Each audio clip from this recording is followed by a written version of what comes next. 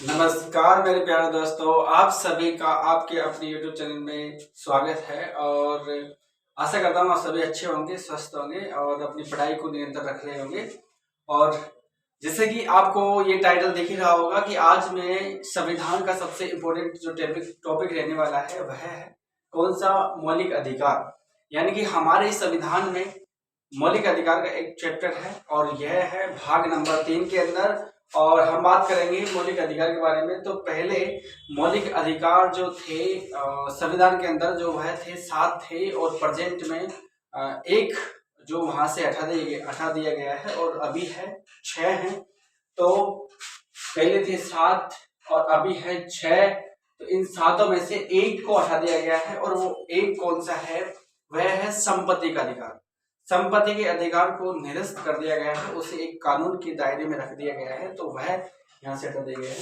तो यह है जो संविधान मौलिक अधिकार है, जो संविधान का बड़ा ही इम्पोर्टेंट जो टॉपिक है। बात करते हैं मौलिक अधिकार। जो मौलिक अधिकार है इनको कहाँ से लिया गया था, तो मौलिक अधिकारों को लिया गया था अमेरिका के संविधान से। यानी कि अमेरिका के संविधान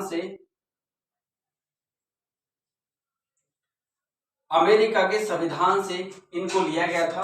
और बात करते हैं इनकी जो यह जो संविधान में भाग नंबर 3 में है, भाग नंबर जो 3 है वहां पर यह रहने वाले हैं। भाग नंबर 3 में इनका जो यानी कि उल्लेख हमें मिलता है संविधान के भाग नंबर 3 के अंदर। इनकी जो प्रेजेंट में संख्या है वह कितनी है, इनकी जो प्रेजेंट संख्या है वह है 6 है। भारत के संविधान में मौलिक अधिकारों की वर्तमान में जो संख्या है वह 6 है। और जब संविधान तैयार हुआ था उस समय के बारे में बात करते हैं तो उस समय जो इनकी संख्या थी वह थी 7, लेकिन एक को हटा दिया गया है।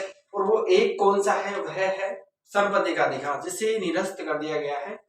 ठीक है, अब देखो मौलिक अधिकारों के बारे में बात करते हैं तो यह विवाद योग्य मतलब है। इनके बारे में अगर इनका कभी भी हनन हमें कहीं पर भी देखने को मिलता है तो हम इनके संबंध में हम हाई कोर्ट और सुप्रीम कोर्ट कहीं पर भी हम जा सकते हैं।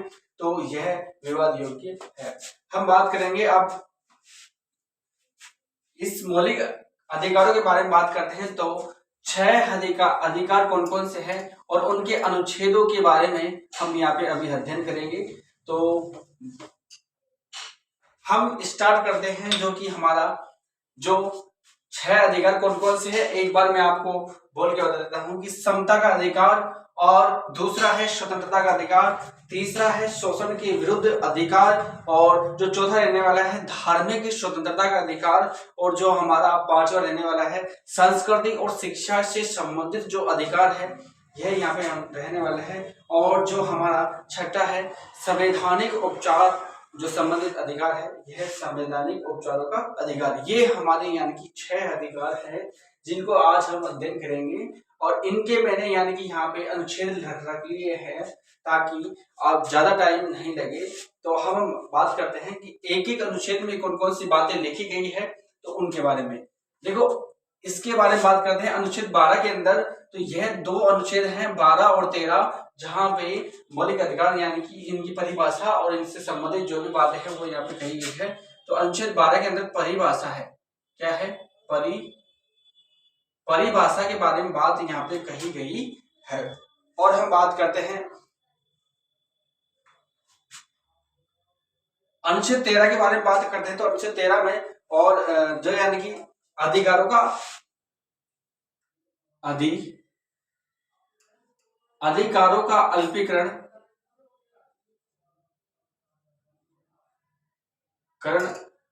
के बारे में बात कही गई है कि अधिकार यानी कि विवाद योग्य है, ये इनके बारे में यहाँ पे बात कही गई है। अब यहाँ से हमारा जो यानी कि अधिकार है वह स्टार्ट होता है। तो पहला जो यानी कि अधिकार है वह है समता का अधिकार। इसके बारे में बात करते हैं तो यह अनुच्छेद 14 से और अनुच्छेद 18 तक यानी कि चलता है। अनुच्छेद 14 से अनुच्छेद 18 तक यानी कि यह जो चलने वाला है। अनुच्छेद 14 के बारे में बात करते हैं तो इसमें कहा गया है कि सभी को समानता का अधिकार, यानी कि सभी को समानता का अधिकार के बारे में यहाँ पे बात कही गई है। विधि के समानता का अधिकार, विधि के समक्ष समानता का अधिकार।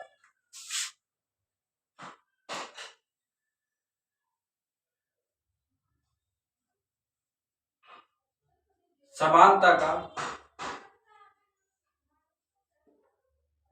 विधि की समक्ष समानता का अधिकार। अनुच्छेद 15 में यह कहा गया है कि किसी भी व्यक्ति को जाति, लिंग, रंग आदि के भेदभाव के आधार पर उसे यानी कि भेदभाव नहीं किया जा सकता। तो जाति, लिंग और रंग के आधार पर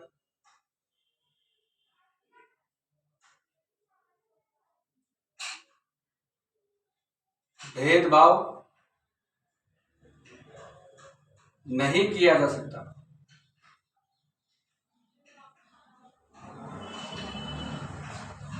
जाति, रंग, लिंग आदि के आधार पर हम किसी के साथ भी भेदभाव नहीं कर सकते हैं। बात करते हैं अनुच्छेद 16 के अंदर। तो अनुच्छेद 16 ये कहता है कि सभी को जो यानी कि विधि के समक्ष समानता का अधिकार है।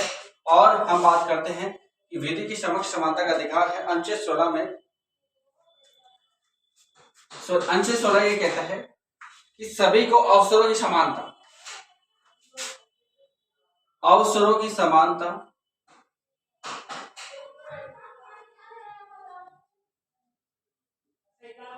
अवसरों की समानता के बारे में यहाँ पे बात कही गई है कि सभी को समान अवसरों की समानता देने वाली है।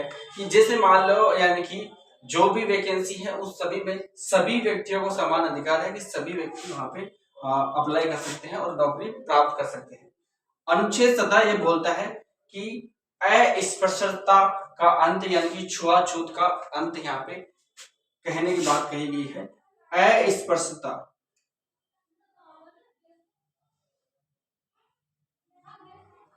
अस्पृश्यता यानी कि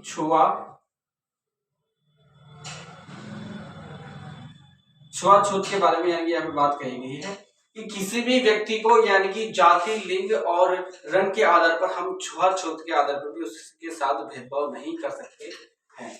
अनुच्छेद 18 ये बोलता है कि जितनी भी उपाधियां हैं, उपाधियों का अंत यहाँ पे बात करने के बारे में बात कही गई है कि उपाधियों का अंत, उपाधियों का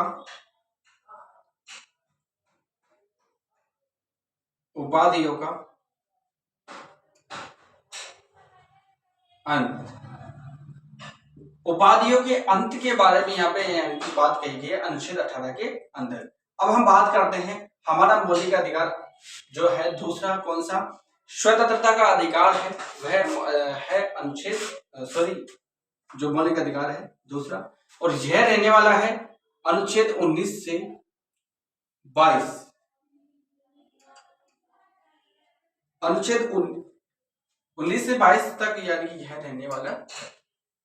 बात करते हैं अनुच्छेद 19 के अंदर। तो अनुच्छेद 19 ये कहता है कि स्वतंत्रता के बारे में बात कही गई है और अनुच्छेद 19 के अंदर कुल 7 स्वतंत्रता है। जैसे मान लो यानी कि वाक स्वतंत्रता, कहीं पर भी सभा करने की स्वतंत्रता शांतिपूर्वक, और कहीं पर भी अपने विचार प्रकट करने की स्वतंत्रता आदि। तो यानी कि यहाँ पे वाक संबंधित, वाक आदि स्वतंत्रता, वाक आदि स्वतंत्रता यानी कि कुल 7 स्वतंत्रता के बारे में यहाँ पे बात कही गई है। बात करते हैं अनुच्छेद 20 के अंदर।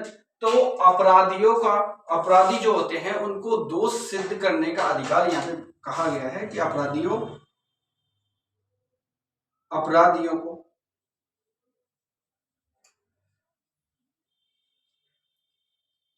दोष सिद्धि का अधिकार,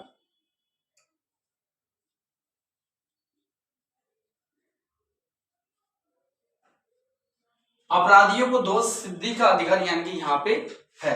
बात करते हैं अनुच्छेद 21 के बारे में। तो अनुच्छेद 21 ये कहता है कि सभी को यानी कि जो प्राण एवं दायक स्वतंत्रता है, प्राण दाहे की स्वतंत्रता, कि सभी को प्राणदायक की स्वतंत्रता है, यानी कि किसी को भी कोई भी यानी कि रोक टोक नहीं है। अब हम बात करते हैं अनुच्छेद नंबर 21 का, जो कि बड़ा ही इंपॉर्टेंट है और इसे यानी कि अभी पहले यानी कि ये नहीं था और इसे अभी जोड़ा गया था कब, यानी कि 86वां संविधान संशोधन 2002 में एक संशोधन हुआ था और वह हुआ था शिक्षा संबंधी संशोधन। और उसको हम बात करते हैं तो वह क्या था, 6 से 14 वर्ष की आयु के बच्चों को निःशुल्क शिक्षा प्रदान करना। और वह यहाँ पे बात कही गई है कि 6 से 14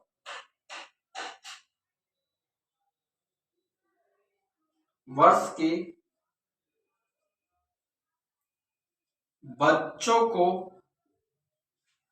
निःशुल्क शिक्षा,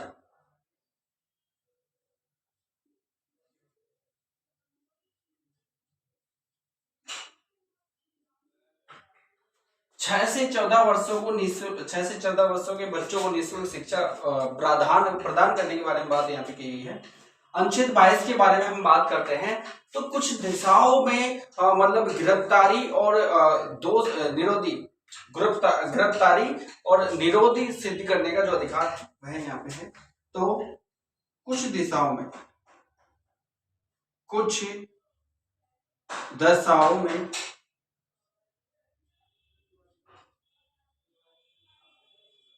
गिरफ्तारी व निरोध, गिरफ्तारी निरोध करने का अधिकार। ठीक है, यहां तक हो गया अनुच्छेद। यहाँ सॉरी, हमारा 2 अधिकार हो गया, एक तो स्वतंत्रता का अधिकार और एक हो गया क्षमता का अधिकार। अब हम आगे बढ़ते हैं शोषण के विरुद्ध अधिकार। शोषण के विरुद्ध अधिकारों के बारे में हम बात करते हैं तो सबसे पहला जो यानी कि हमारा आ जाता है कौन सा, अनुच्छेद नंबर 23। और इसमें कहा गया है कि मानव का व्यापार और बात करते हैं बलात् श्रम के बारे में यहाँ पे बात कही गई है कि मानव दुर्व्यापार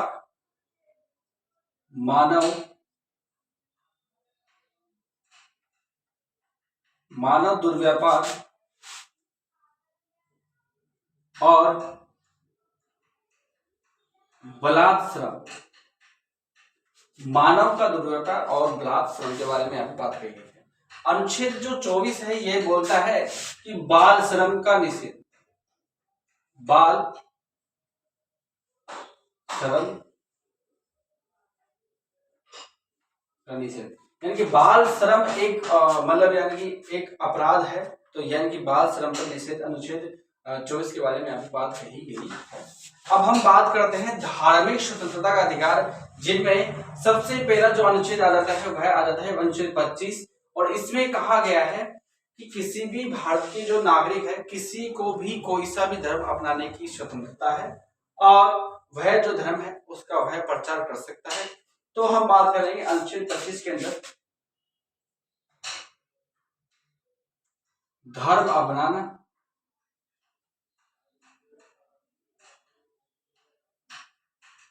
प्रचार प्रसार करना। ठीक है, अनुच्छेद 26 ये कहता है कि धार्मिक कार्यों की स्वतंत्रता, जो धार्मिक कार्य है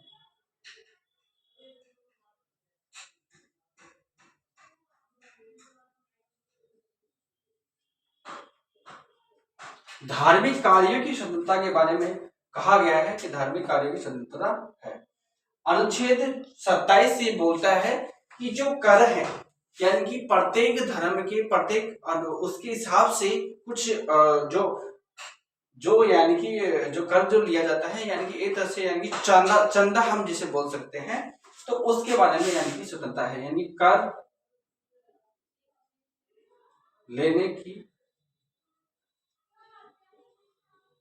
स्वतंत्रता। देखो कोई सा भी धर्म हो उसमें यानी कि यह फिक्स नहीं होता कि वह कर नहीं ले सकता या नहीं ले सकता। तो यानी कि कोई सा धर्म है कितना भी वो है यानी कि चंदा जो जनता से उगाया जाता है वह ले सकता है। अनुच्छेद 28 के बारे में बात करते हैं तो अनुच्छेद 28 ये बोलता है कि शिक्षा संस्थाओं की, जो शिक्षा संस्थान है, शिक्षा संस्थान है, धार्मिक स्वतंत्रता,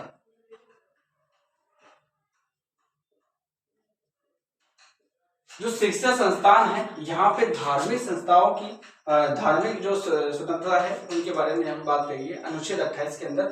अब हम बात करते हैं संस्कृति और शिक्षा संबंधित अधिकार जो यानी कि हमें यहाँ पे देखने को मिलेंगे, तो वह है अनुच्छेद 29 और अनुच्छेद 30। अनुच्छेद 29 और अनुच्छेद 30 के बारे में देखो। अनुच्छेद 29 ये बोलता है कि जो पिछड़े वर्ग है यानी कि अल्पसंख्यकों के संरक्षण के लिए अधिकार, अल्पसंख्यकों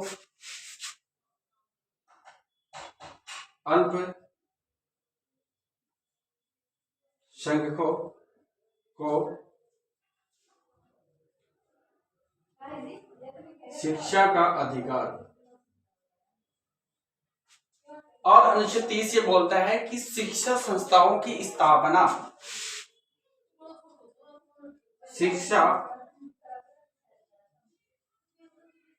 संस्थाओं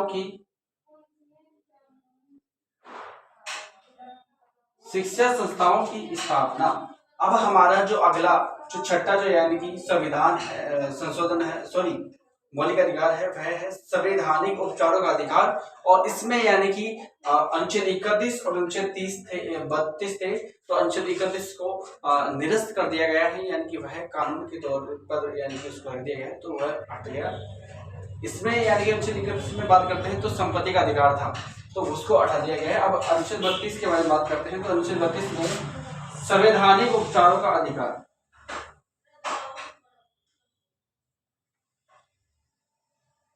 संविधान में उपचार का अधिकार।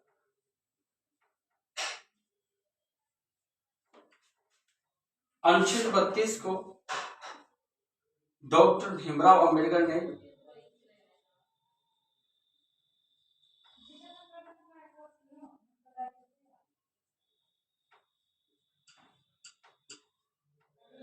इसे संविधान की आत्मा कहा।